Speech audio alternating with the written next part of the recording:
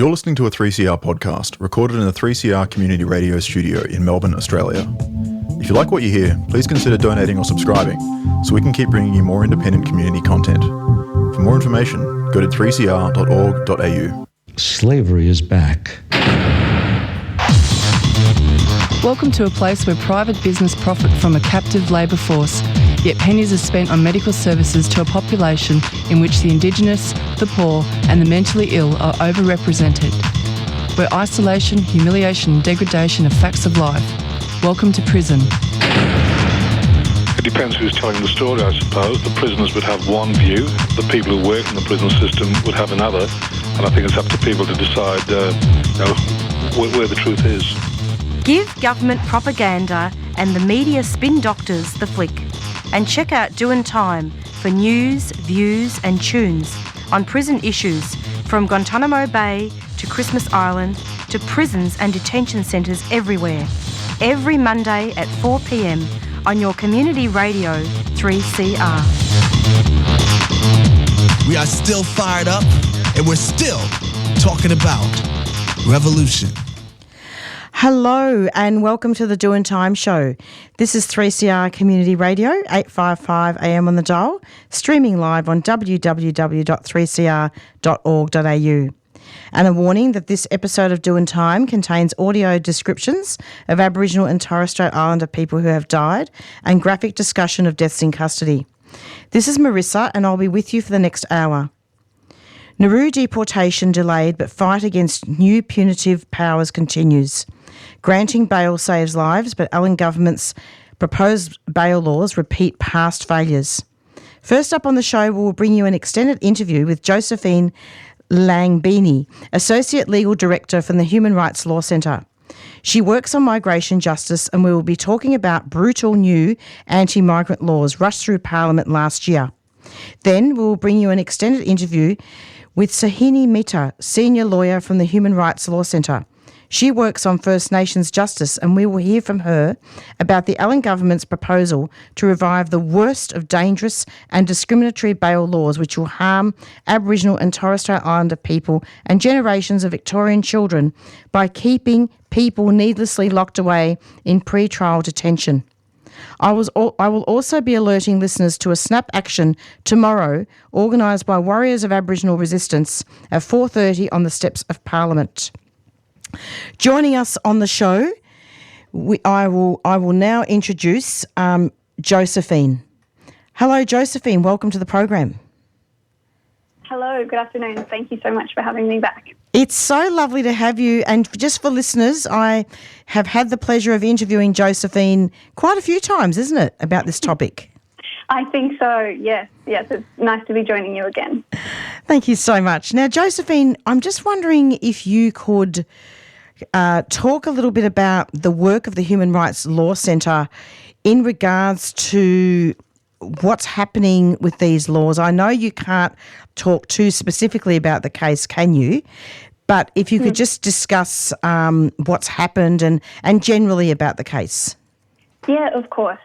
Now, your listeners might remember that in December last year, in the final sitting weeks of Parliament, the Albanese government and the coalition teamed up to pass some brutal new migration laws. That those laws did a lot of things, but one of the features of them was that they gave the government the power to deport any person without a visa to a third country, regardless of their background or their family ties to Australia. So then a few weeks ago, we heard that Nauru is now the first country that has agreed to receive people being deported by Australia in exchange for payment. We're seeing the Australian government setting up paid arrangements with Nauru to accept people that the government is trying to deport from Australia. Now, the Albanese government is now trying to test out these brutal new laws on 3 people, and one of those people is our client. And so we've taken some legal action on his behalf because no one should be permanently exiled to a country that is not their home. You know, ripping people from their lives and banishing them offshore to a place where they have no connection is a really cruel and lifelong punishment. And the government is starting with these 3 people, but we don't want to see these deportations setting a really dangerous precedent for how migrants and refugees are treated here or around the world, because everybody should have the same rights regardless of their visa status. So this happened in 2024 last year, didn't it? An interesting point here of particular concern is that the Albanese government appears to have teamed up with a coalition, is that right, to pass these new laws? That's right.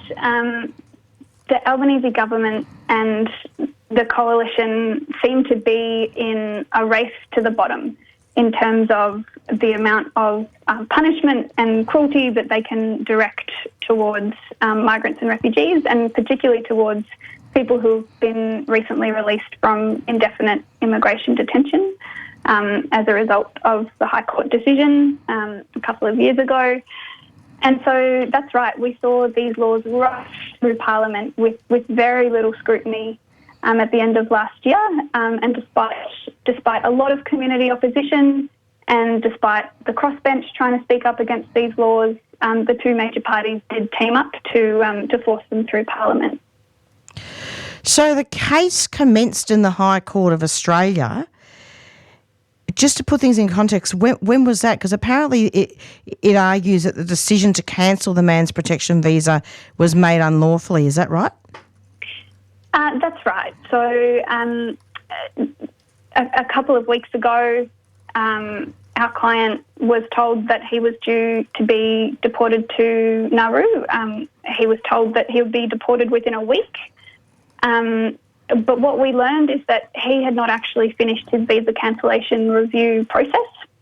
So the original decision to cancel his permanent Australian visa, he hadn't had a chance to seek review of that. And there are some serious issues with how that decision was made and with the lawfulness of that decision. But he hadn't had a chance to seek review.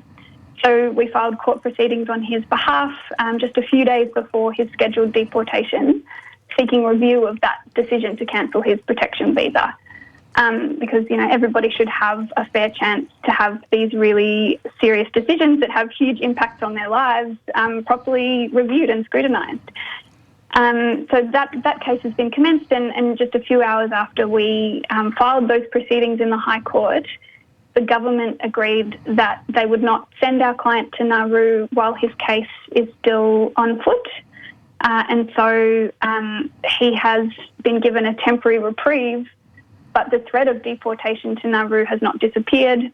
It's been delayed for him, and the threat obviously continues for so many other people who could potentially be affected by these laws. Essentially because the laws have already been put through. That's right. That's right. The laws are already in operation, and the government is attempting to use them against these 3 people now, but there are hundreds, potentially thousands of other people who could be impacted. In theory, any person whose Australian visa has been refused or cancelled or has expired, anybody who doesn't have a visa for Australia could potentially be at risk of deportation to a third country. But we know that in reality it's going to be people who are refugees or people who are stateless who are most at risk of being targeted, because those are the people who can't be sent back to their country of origin. What a gross violation of human rights. Absolutely. It absolutely is. So basically, I would like to draw the attention to listeners and also to ask you, Josephine, just to have a look at this, that Nauru is the first country to agree to receive people deported by Australia in exchange for payment. That is most concerning, don't you think? It's extremely concerning. Firstly, just from the principle that, nobody should be ripped from their lives and their communities in Australia and permanently exiled to any other place that isn't their home, somewhere they've never been, somewhere they have no connections, they don't speak the language. But also specifically Nauru, this is really concerning because we know that refugees who have previously been sent to Nauru by the Australian government in a different context for regional processing, those people have suffered extreme harm. They've endured inhumane living conditions and inadequate medical care. They've experienced violent attacks, sexual assault, discrimination, and there's just no guarantee for the safety or livelihoods of people who are going to be sent to Nauru under this arrangement. The Australian government would simply wash its hands of people after it had transferred them there. And it's just not good enough. You know, every person deserves to live in safety and dignity, and everybody should have that same basic right, regardless of their visa status or their history. It's so deplorable that the Albanese government has attempted to banish people from Australia before they have completed their visa review processes. Absolutely. And, you know, our client is in the same position as so many others, that he hasn't had a chance to finish his visa cancellation review process. And we know that these decisions that are made by the Department of Home Affairs so often are affected by legal error. And it is pretty deplorable for the government to try and deport someone before they've had a chance to fully finish that process. But that's why these proceedings have been commenced on his behalf, and very appropriately, the government has promised that he won't be removed while that case continues. But it's incredibly concerning that our client and the others who have also been targeted have been targeted in this way, because, you know, they're people who have been punished time and time and time again, not just by our legal system, but our migration system, and now by our politicians and the media. And we're seeing politicians on both sides of the political divide trying to create a fictional national enemy out of a really small group of people who've been released from immigration detention. And it's really unfair for migrants and refugees to be subjected to double punishment just so the Albanese government can appear tough during an election campaign. Indeed. And do you, in terms of legality, do you think that these new powers will continue to happen? Well, what we don't know is the government's future plans for these deportation powers, how else they plan to use them. There may, you know, if the government attempts to remove any other people to Nauru, there may be other challenges. But, you know, we need to remember that the government has crafted these laws really very intentionally to try and withstand legal challenge. And so it's going to take more than just court action to wind back these really problematic laws that have been created. You know, the whole community needs to show politicians that people don't support this kind of cruelty. But yeah, at the moment, there's so much that we don't know, because these laws are so broad in their operation, and they can be used at the whim of the government and the ministers and whoever they happen to be at a particular point in time. So if allowed to continue to use these new powers, what will it look like? Well, I mean, it will look like hundreds, potentially thousands of people living in constant fear of receiving a notice, much like our client did, out of the blue one day, being told that their bridging visa will be cancelled, that they will be taken to a country for good, where they have no connection.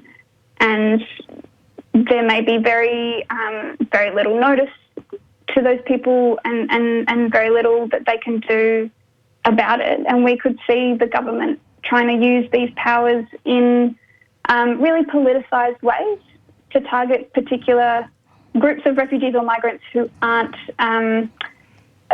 cooperating with the way the government thinks they should behave. So, you know, for example, there are nearly 1,000 people in Australia who were previously held in Nauru and Papua New Guinea for regional processing, who have subsequently been brought to Australia for medical treatment or to be reunited with family members. And some of those people have now been living in the Australian community for, 5, 6, 7 years. But the government still refuses to give them any permanent pathway to safety in Australia. They're still living on these short-term visas because the government maintains that anybody who arrives by boat won't be allowed to settle permanently in Australia. Even though we know that these people are now part of the Australian community, their kids are going to schools here, they're working in our critical care industries here in Australia. But it's people like that who could be looking over their shoulders worried about what's going to happen to them if the government wakes up tomorrow and decides that they should be targeted under these new laws. It really is nauseating, in particular the fact that they've arrived by boat, and indeed some of the people that we're talking about would have spent their whole lives in Australia. Absolutely. We're talking about people who could have been in Australia for a decade or more, who could have children who were born here, people who are part of our community in every sense except their visa status. Josephine, what are some solutions? What can the community do to assist? It's a great question. It's a great question because, like you said, these deportation powers are so deplorable, but that's just one aspect of the new laws that were passed in November last year. There are so many other incredibly harmful powers that also came into existence, new laws that criminalise people for resisting their own deportation, laws giving the government the power to impose travel bans on entire countries, giving the government the power to ban items like mobile phones from immigration detention. So this whole suite of legislation was extremely concerning, and I think what we all need to do is we all need to stand up against the government's anti-migrant attacks. We can't allow our politicians to think that we are willing to stand by and accept this sort of treatment for migrants and refugees. This can't become the new normal. I think everybody in our community has an obligation to reject Trump's tactics, whichever party those are coming from. So we've got a federal election coming up. Now is the time to be mobilising in our communities and sending a clear message to our representatives or the people who are running from all parties to be clear about what we value and the standards of treatment that we expect our governments to demonstrate. I hope that we don't follow in the footsteps of America. I hope too, but we're in very concerning times when you can see echoes of our migration policy that's been developed here in Australia being replicated around the world. I mean, we've just seen Trump's recent actions in deporting people from the United States in defiance of a court order. It's really, it's not hard to see the really concerning parallels. So I hope we don't go any further down that road. Thank you for mentioning that, because we really do need to look at the world and the path that the world is going down. It's true, we do. We need to remember that we're part of a global community as well. And when we let our politicians get away with concerning things here, people elsewhere get ideas, and we don't want that to happen. This is the Doin Time Show, 3CR Community Radio, and you're listening to an extended interview with Josephine Langbien, Legal Director, from the Human Rights Law Centre. So lovely to have you back, Josephine. Are there any final comments in conclusion that you'd like to make? Look, thank you so much for having me. I just, thank all your listeners for engaging with this issue. And because, this is the kind of thing that can easily be swept under the carpet by governments if people aren't willing to stand up and speak out against it. So I hope we can all find our voice and send a really clear message to our politicians that, everybody regardless of their visa status, deserves to live in safety and dignity. But thank you so much for having me. Thanks so much. And just quickly, the Human Rights Law Centre website. hrlc.org.au. Plenty of information there. Thanks, Josephine. Keep up the good work. Thank you. Take care. Bye. Bye. And you just heard an extended interview with Josephine Langbien, Associate Legal Director from the Human Rights Law Centre, about some brutal new anti-migrant laws pushed through Parliament last year.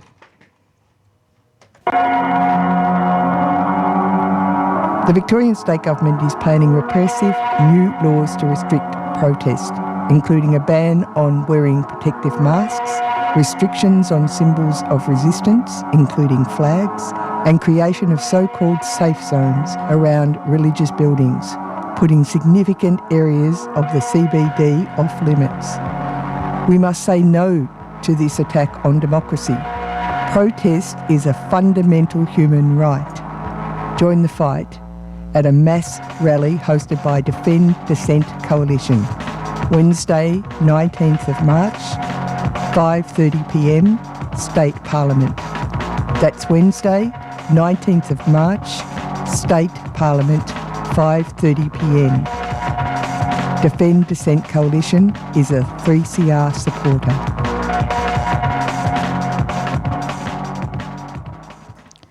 And in case you've just tuned in, this is the Doin Time show, and it's approximately 4:21. Leading up to our next interview, I just wanted to talk about a snap action that's happening tomorrow at 4:30 on the steps of Parliament, organised by the Warriors of Aboriginal Resistance. Snap action for Pockham's law. Snap action for Pockham's law.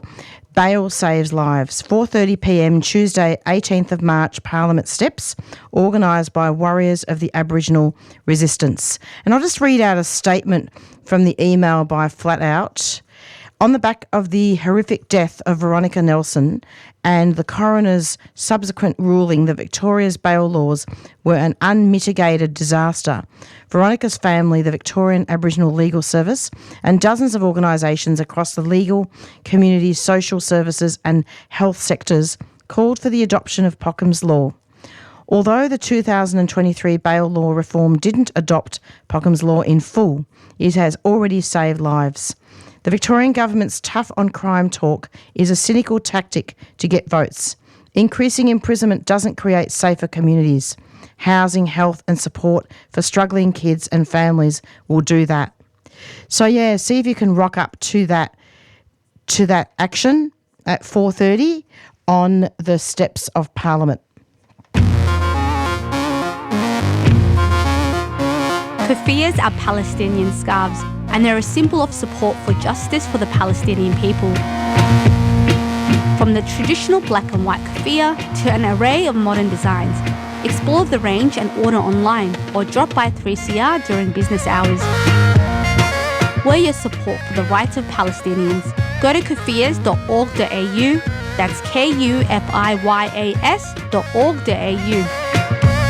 A 3CR supporter.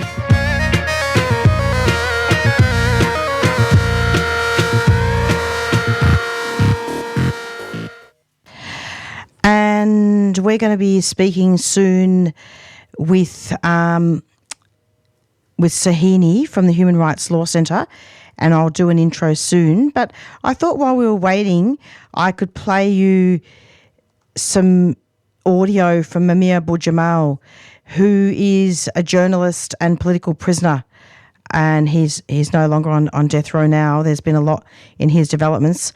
Go to prisonradio.org if you want to have a look at that website.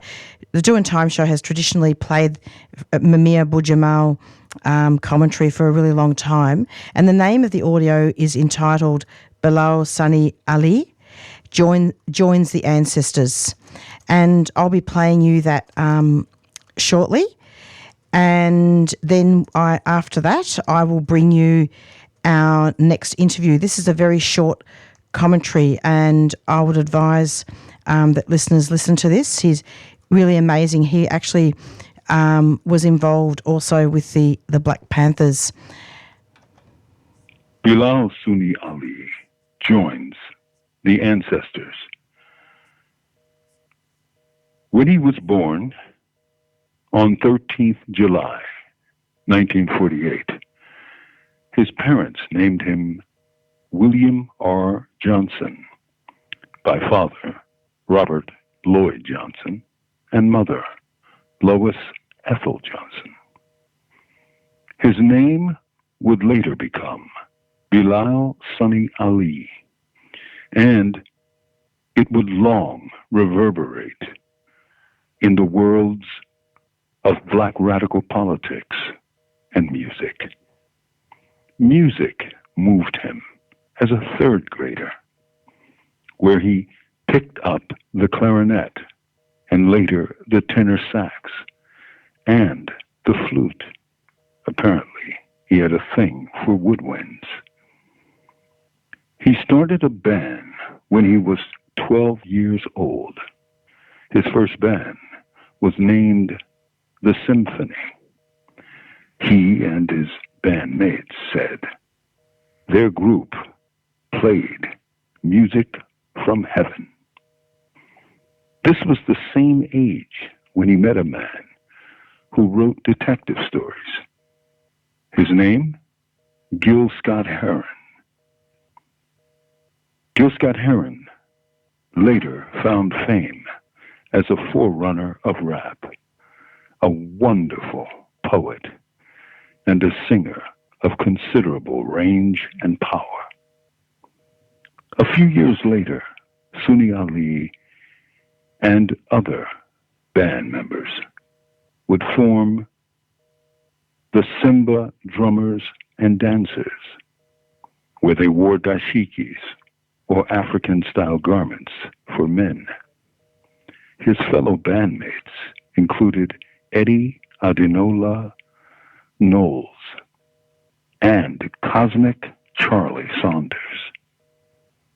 When Bilal was 22,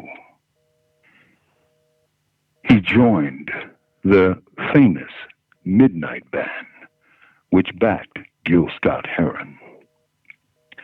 But he didn't just join bands.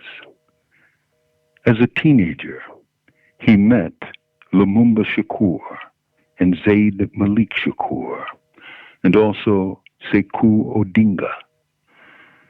These were the guys who helped found the Harlem and Bronx chapters of the Black Panther Party in New York.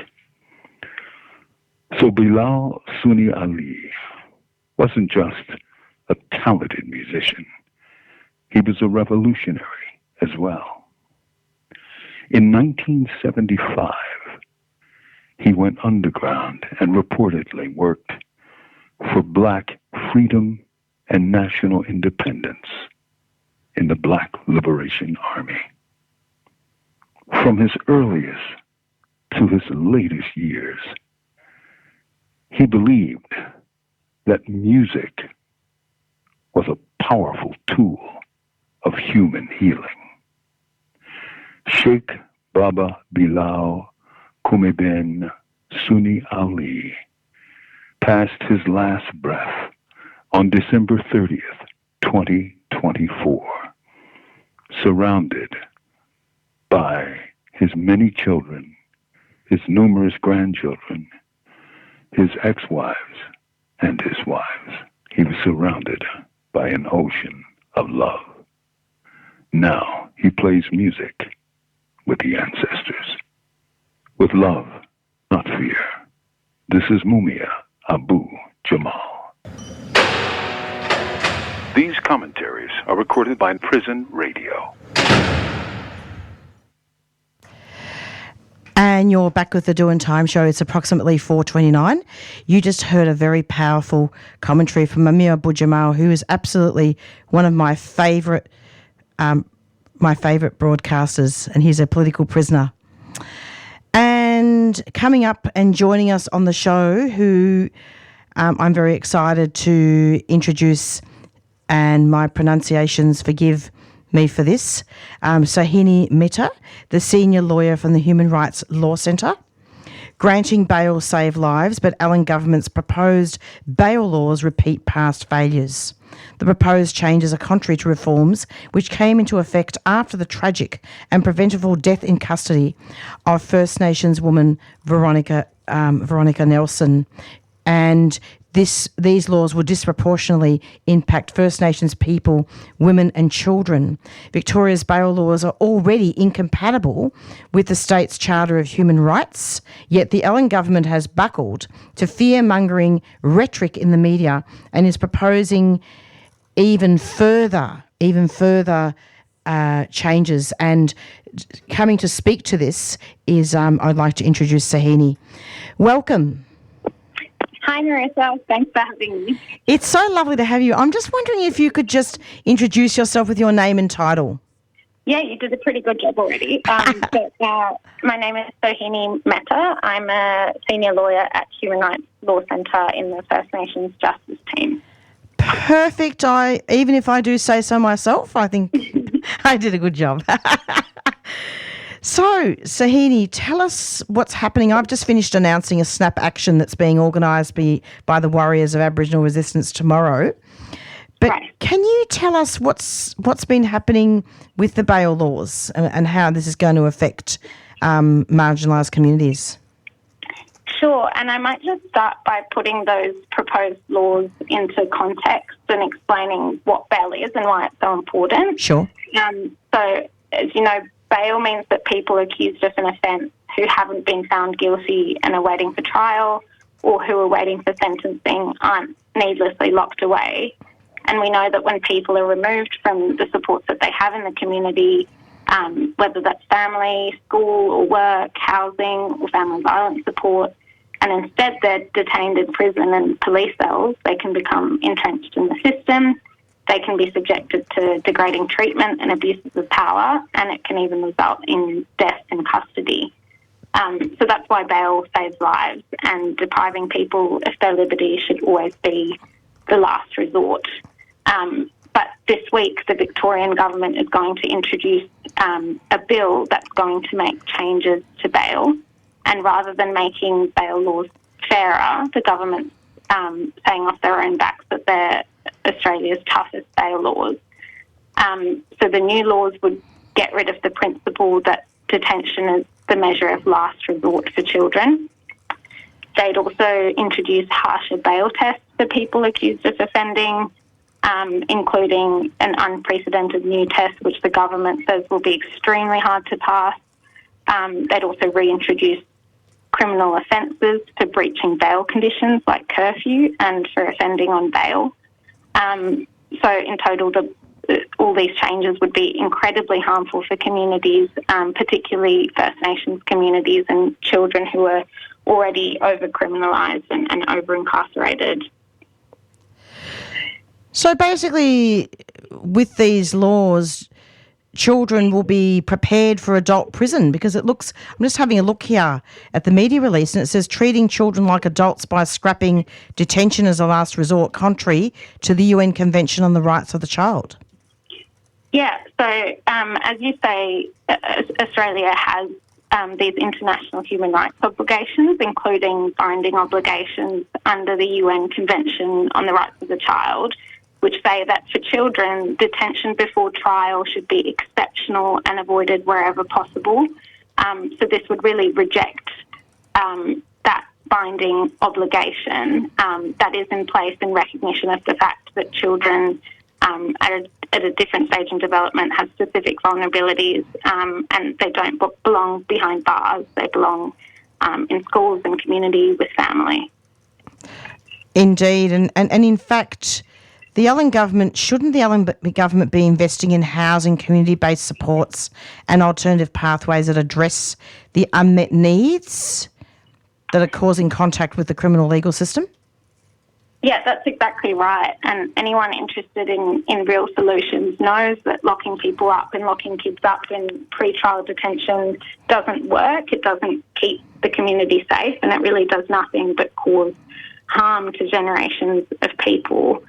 And you might have seen that the Victorian Aboriginal Legal Service has today launched an open letter signed by 92 organisations in the Aboriginal sector, the community services, family violence and legal sectors, condemning all these proposed bail changes. And the number one thing we're all calling for is for the government to scrap the changes and stick to their original promise to make bail laws fairer, and also to invest in the things that are actually the driving factors of offending and recriminalisation. So that means investing in bail supports, including Aboriginal-led models, so that people can be supported to meet bail conditions and address and the causes of their contact with the criminal system are addressed, and having, therapeutic and specialist family violence supports and legal supports that are based within communities. These are things that actually work, investing in communities, not prisons, and that makes everyone safer. Has the government appears to have forgotten what happened to Veronica Nelson? Yeah, and that's what's really devastating, that these proposed laws threaten to repeat the mistakes that were made in the past. Veronica Nelson died whilst on remand for minor charges, and the inquest into her death had a finding that the previous bail laws in Victoria were a complete disaster and that they had a discriminatory impact on Aboriginal people, particularly Aboriginal women. And the reforms brought in after her death were thanks to the strong advocacy of her family and the Victorian Aboriginal Legal Service and the Aboriginal sector and community sector. Those reforms have only come into effect 11 months ago. So now, less than a year later, we're seeing new laws being introduced which threaten to repeat those past mistakes. And one of the things announced was bringing back these bail offences which have just been removed in response to recommendations in the inquest. So all of this seems to be in response to alarmist rhetoric from sections of the media and the police and political point scoring, not evidence about how to prevent crime. And we know from all of this that it's just really dangerous and discriminatory to go backwards on bail reform, and it will just lead to more First Nations people, women and children being unnecessarily locked up. Are we able to unpack Pockham's Law? Yeah, so it's the law reform that was called for by the family of Veronica Nelson, and it's about making bail laws fairer, about making the starting point a presumption that bail should be granted, because right now for many offences the starting point is not that bail should be granted, and sometimes the burden is put on people accused of an offence to say why bail should be granted, rather than the prosecution showing why bail should be denied. So it better respects that presumption of innocence, and it better recognises that detention and imprisonment should really be the last resort. Are you able to just talk about the Charter of Human Rights and how these bail laws are incompatible? Yeah, sure. So we in Victoria have a Charter of Human Rights, and the laws in the Charter also come from some of the international human rights obligations that Australia has signed us up to. And here the Victorian government is proposing changes that would likely breach people's rights under the Charter, including, I spoke earlier about detention as the last resort for children, so that would breach children's rights to protection and their rights in the criminal process under the Charter, and it would also likely limit and possibly breach everyone's right to liberty. And because the laws also will see, the number of unsentenced people in prison surge. It will create more overcrowding and pressure on the system, and that's really an environment that's ripe for human rights abuses and even death in custody.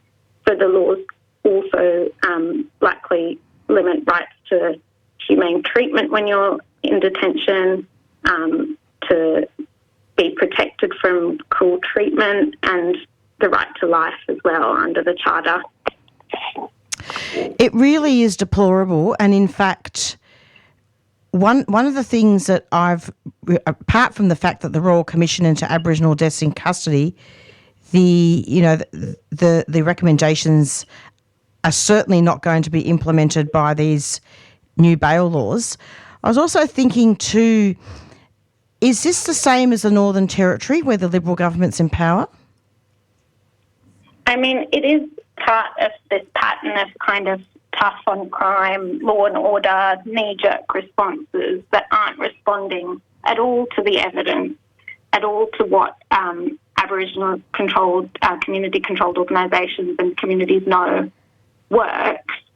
And yeah, I mean, if we're interested in solutions that work, then we really need to move away from tough on crime and start investing in communities, in bail support, in housing, in the things that are going to meet those currently unmet needs that are causing contact with the criminal legal system.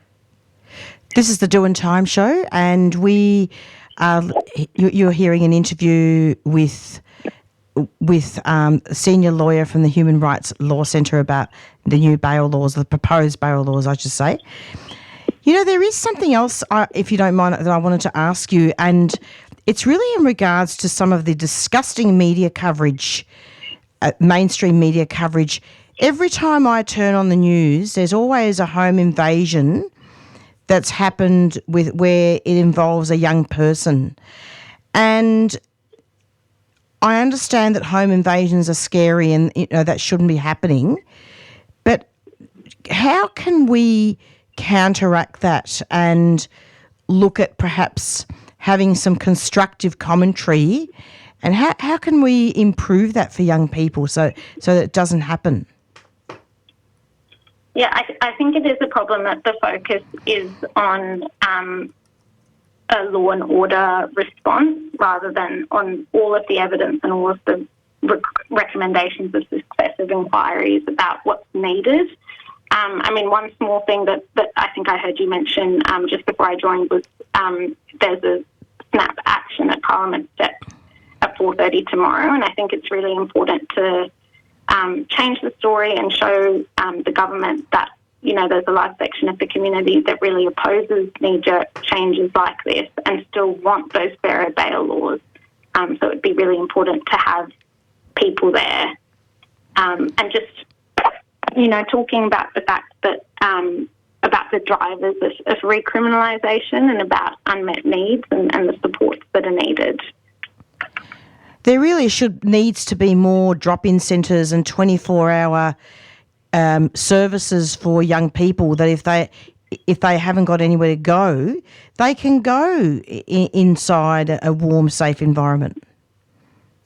Yeah, I mean, we all know that our children and young people need safety, not prisons and the harms that are caused by that cycle of disadvantage. Sohini, it's been an absolute pleasure having you on the show. And in fact, I interviewed Maggie Munn in December of last year. Yep, who apparently is at the Human Rights Law Centre as well. She does First Nations work as well. Yeah, they're incredible, yeah. And in fact, I wanted to draw attention to listeners to an excellent interview with her this morning from one of our Monday breakfast presenters. But anything else that you'd like to say before we finish, Sohini? You've done a marvellous job, actually, of reviewing these laws. Just that bail saves lives, and I'd encourage anyone to show up tomorrow at 4:30 on the steps of Parliament to send out that message really strongly. Thank you so much. It's lovely to have you. Thank you so much, Marissa. Take care. Bye. Bye-bye. And that was Sohini Mehta, who is the senior lawyer at the Human Rights Law Centre, speaking about the government's proposed changes to bail laws, which fly in the face of findings from past coronial inquests into Aboriginal deaths in custody, as well as council's recommendations, reports and minimum standards at a national and international level. It's approximately 4:44 and I'm hoping that I can go into a song now. Here we go.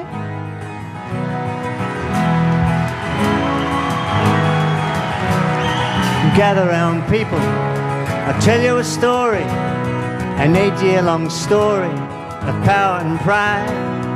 British Lord Vestey and Vincent Lingyari were opposite men on opposite sides.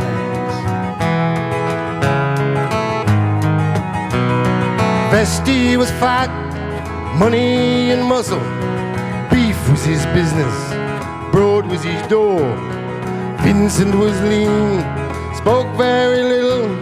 He had no bank balance, hard dirt was his floor. From little things, big things grow. From little things, big things grow.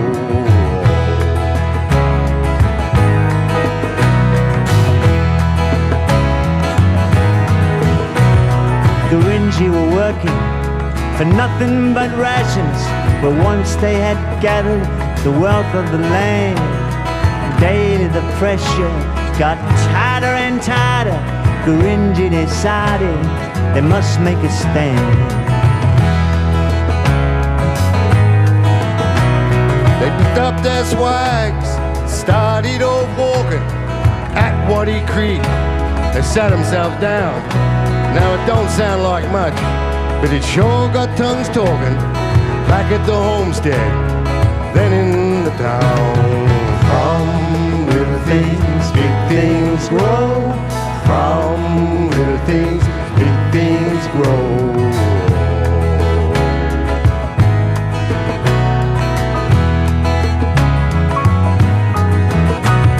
Investing man said, I'll double your wages. 7 quid a week you'll have in your hand. Vincent said, we're not talking about wages. We're staying right here till we get our land. Vestey man rode, Vestey man thundered. You don't stand a chance of a cinder in snow. Vince said if we fall, others are rising. From little things, big things grow. From little things, big things grow.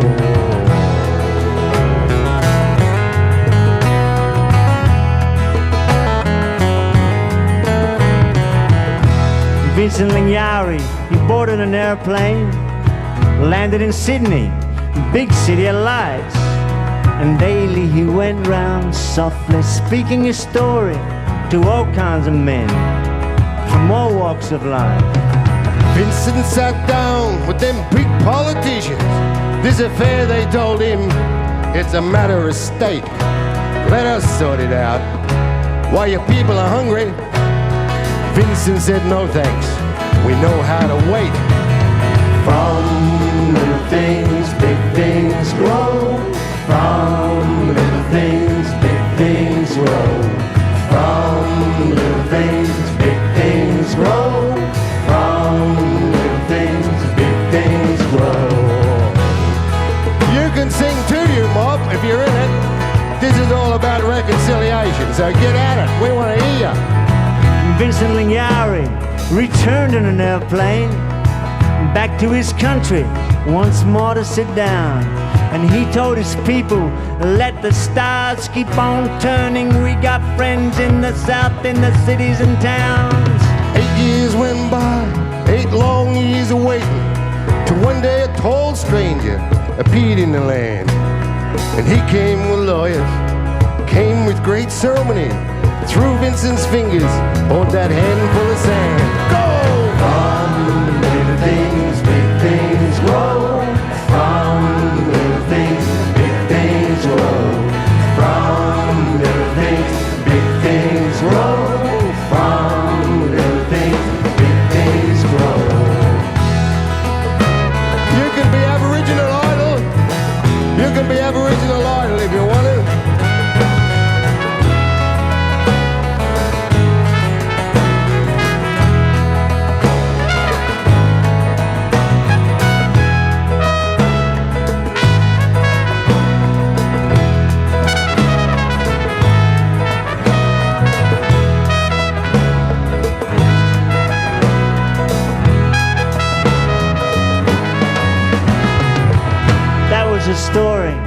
Vincent Lingiari. But this is a story, something so much more. How power and privilege cannot move a people who know where they stand when they stand in their law. From little things, big things grow. From little things, big things grow. From little things, big things grow. From little things, big things grow. From little things, big things grow. From little things, big things grow. From little things, big things grow. From little things, big things grow. From little things, big things grow. From little things, big things grow.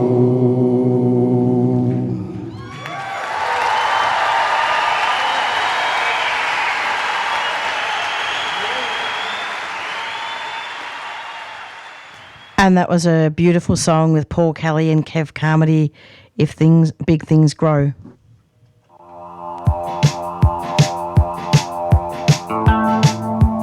This federal election may decide the fate of native forests and the fate of billions of creatures who are dependent on the forest for habitat. Their fate is in your hands. Join us at the March in March for Forests on Sunday the 23rd of March. Rally outside MP Peter Khalil's office, 466 Sydney Road, Coburg, at 10:30am. Bring your family, bring your friends, bring your homemade signs and be a part of protecting this vital ecosystem. March for Forests, Sunday the 23rd of March. Head to marchforforests.org for more information. Bob Brown Foundation is a 3CR supporter. And you're back with the Doin Time show, and it's approximately 4:52, and we're nearing the end of our show. I wanted to thank our guests from the Human Rights Law Centre, and I know that I interviewed 2 lawyers from the same organisation, but there have been so many announcements, and it's really important as we also have a listenership in prison, and people in prison would essentially not have much access to literature or the internet. So it's really important to be able to have continuing commentary on what's happening on the outside to link that up. So really important. Just wanted also to read out the snap action for Pockham's Law, Bail Saves Lives, 4:30pm Tuesday 18th of March, Parliament Steps, organised by the Warriors of Aboriginal Resistance. And it's really important to turn up to that snap action. I'll just read out very quickly, because we do have a couple of minutes left before we go into our theme song, Black Fella, White Fella by the Rumpy Band. In case listeners have just tuned in now, I'm talking about a snap action that's happening on the steps of Parliament tomorrow, the 18th of March, Tuesday the 18th of March at 4:30. And this is actually a little bit of a communique from Flat Out Inc. On the back of the horrific death of Veronica Nelson and the coroner's subsequent ruling that Victoria's bail laws were an unmitigated disaster, Veronica's family, the Victorian Aboriginal Legal Service, and dozens of organisations across the legal, community, social services and health sectors called for the adoption of Pockham's Law. Although the 2023 bail law reform didn't adopt Pockham's Law in full, it has already saved lives. The Victorian Government's tough on crime talk is a cynical tactic to get votes. Increasing imprisonment doesn't create safer communities. Housing, health and support for struggling kids and families will do that. And I've read that out a second time in case people have just tuned in and into the Doin Time show. So yeah, listeners, rock up to that snap action tomorrow at 4:30 on the steps of Parliament. So it's goodbye from Marissa, and stay tuned every Monday from 4 to 5 for the Doin Time show. A big thank you once again to our guests, today. And also just to let people know that there's plenty of information on the bail laws. Look up the Guardian and look up the Human Rights Law Centre website as well. Okay, well, stay safe, everybody, and please take care of each other. Stay tuned every Monday from 4 to 5 for the Doin Time show. Bye.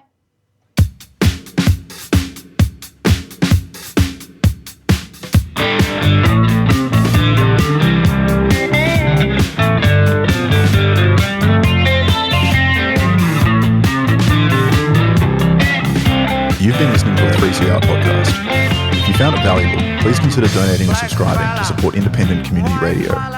To find out more, go to 3cr.org.au.